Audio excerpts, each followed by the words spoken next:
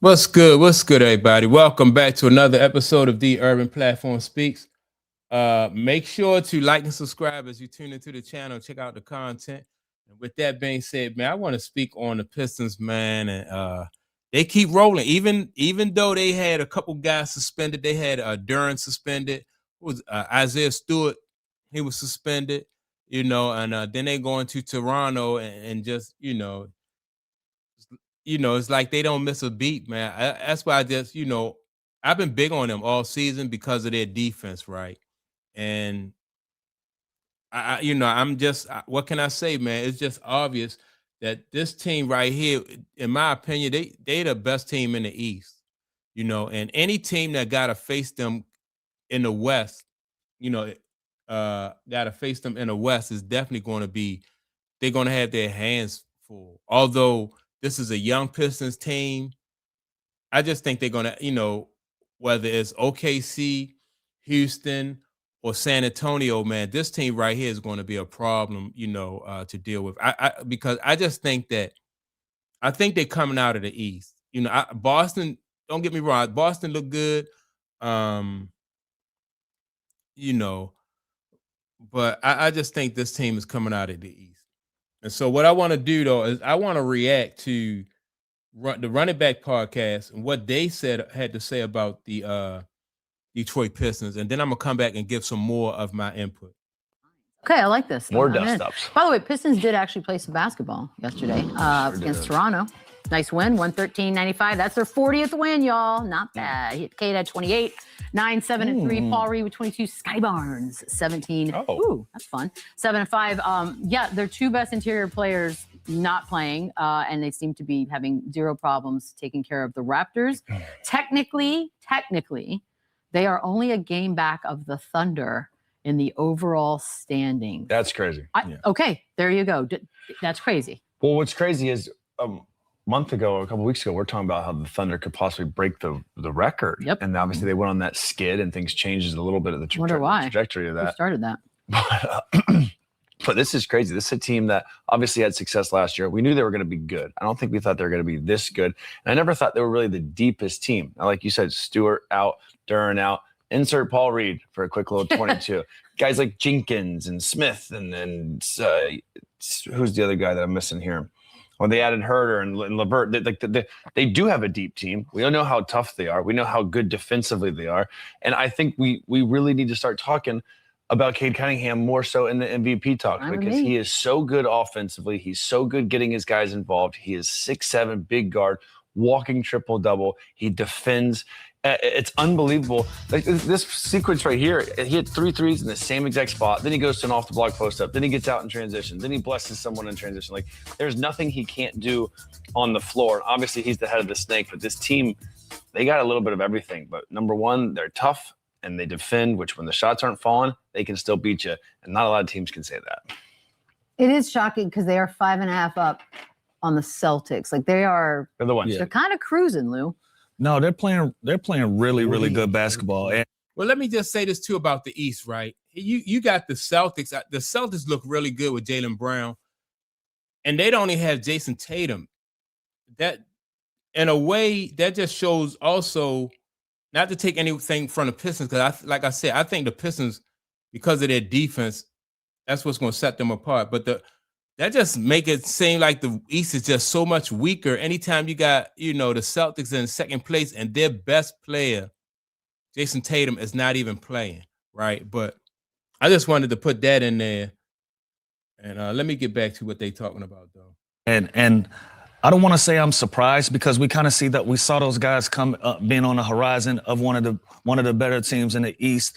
And so I like how they roll. My only concern with this team, scoring is at a premium, right? And so when we get into the playoffs, and let's say a team just decides we're going to do everything in our power to take away Cade Cunningham, as deep of a basketball team that they are, who's going to be that secondary guy to be able to go win 1 or 2 playoff games for them, especially when it gets tight, when teams start taking away some of your options, making it difficult for Cade, be clear about it. He's a superstar level talent, and he's really, really young, and he's already shown you what he can do in big moments. But I'm curious about what the other guys are gonna do, especially when it becomes a half-court game. You know, like toughness and fighting ain't gonna be enough in the playoffs. I disagree, right?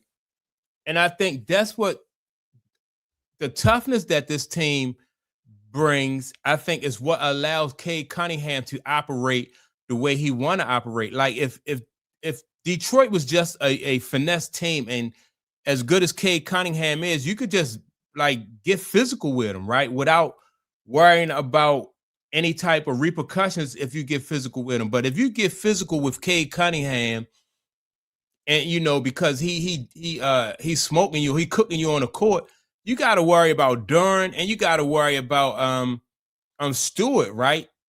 So he get to operate not just Cade Cunningham, but then what's the guy that I forgot, the other guy, the white guy that can shoot. But you know, those guys get to operate like with that type of freedom because of those physical basketball players you have. Then on top of that, when you look at Cade Cunningham game, and I said this last year, I said Cade Cunningham need to develop a go-to shot, right?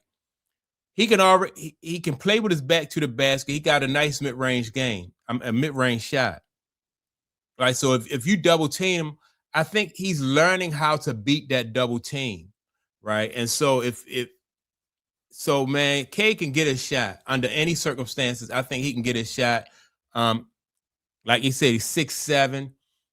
He a guard. He can handle the ball. He can get around people that, you know, the bigger guys. He can get around the bigger guys, and the smaller guys, he can post them up. So if you double team him, you know, and if you double team him with two guys that are his size, I think he's still going to be able to find a way around. That's once he have a go-to shot and he learn how to beat that double team, you're not really going to be able to take him out the game.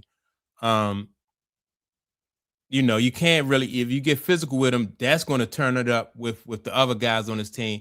They're going to get physical. That's going to help, but you're going to have to be able to put that ball in the basket. And so for that, I want to see a guy like Tobias Harris turn some of these 15s into 22s. You know what I mean? Jalen Duran, when he comes back, being on the offensive glass, being able to put 20 points on the board. They're going to need some of those secondary guys to step in those gaps and fill in for them if they're going to make a legitimate run. I forgot about Tobias Harris. I like Tobias Harris. I think Tobias Harris will be able to, he's a scorer also, right?